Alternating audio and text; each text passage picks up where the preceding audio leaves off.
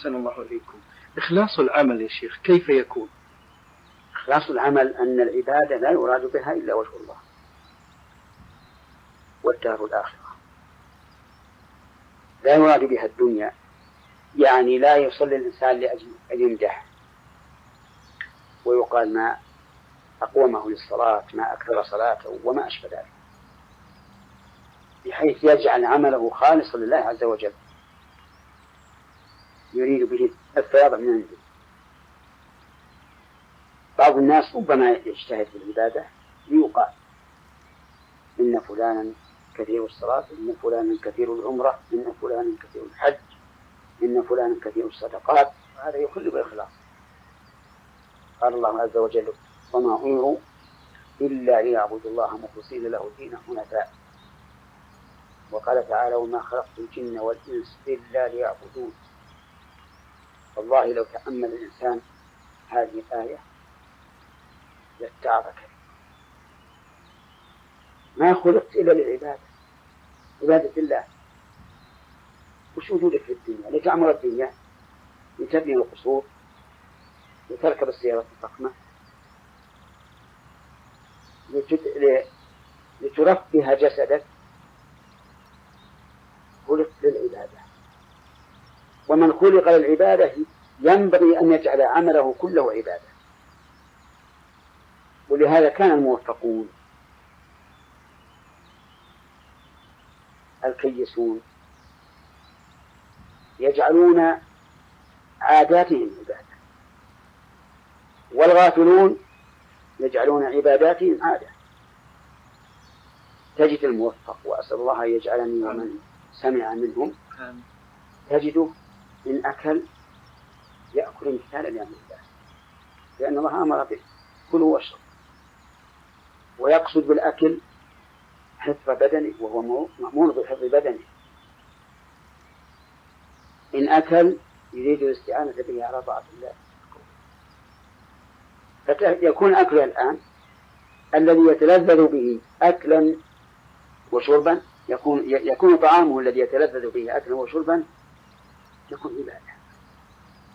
إن لبس ينوي بذلك كف عورته وسوءته عن الناس، ثم يتذكر بهذا أنه كما يحب أن يستر عورته الحسية عن الناس فليستر عورته المعنوية بالتوبة إلى الله. ولهذا لما قال الله عز وجل: يا بني آدم قد أنزلنا عليكم لباسا يواري سوآتكم، وهذا اللباس الضروري، وريشا، وهذا لباس الجمال، قال: ولباس التقوى ذلك خير. لباس التقوى ذلك خير. إذا نوى واستحضر بقلبه عند اللباس هذا المعنى صار اللباس عبادة. وهكذا جميع العادات. يستطيع المؤمن الموفق الكيس أن يجعل لعاداته عبادات، والغافل عباداته عادات.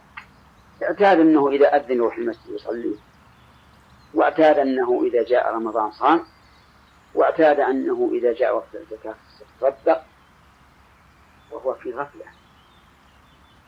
ولهذا النية لها مدخل عظيم في العبادات. في الوضوء مثلا أكثرنا إذا جاء وقت الصلاة أو أراد أن يصلي نافلة قام وتوضأ وصلى. لكن هل منا من يستحضر أنه إذا كان يصلي يمتثل أمر الله في قوله تعالى: يا أيها الذين آمنوا إذا قمتم إلى الصلاة فاغسلوا وجوهكم وأيديكم إلى المرافق وامسحوا برؤوسكم وأرجلكم إلى الكعبين؟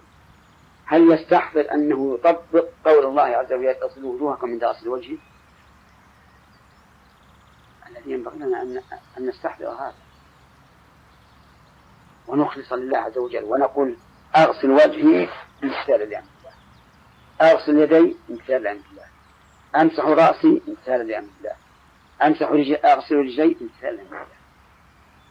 ثم يستحضر أيضا معنى آخر: أنني أفعل هذا اتباعا لرسول الله صلى الله عليه وسلم، وكأني أشاهد الرسول عليه الصلاة والسلام يتوضأ على هذا الكيف.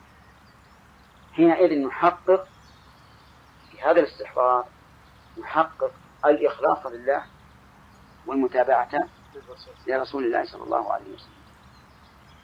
والحقيقة أن الإنسان إذا عرف قدره وقدر حياته استطاع بمعونة الله عز وجل أن يقلب عاداته العبادات، وأن يكمل عباداته باستحضار هذه النيات، ويكون حقق قول الله عز وجل: وما خلقت الجن والإنس إلا ليعبدون.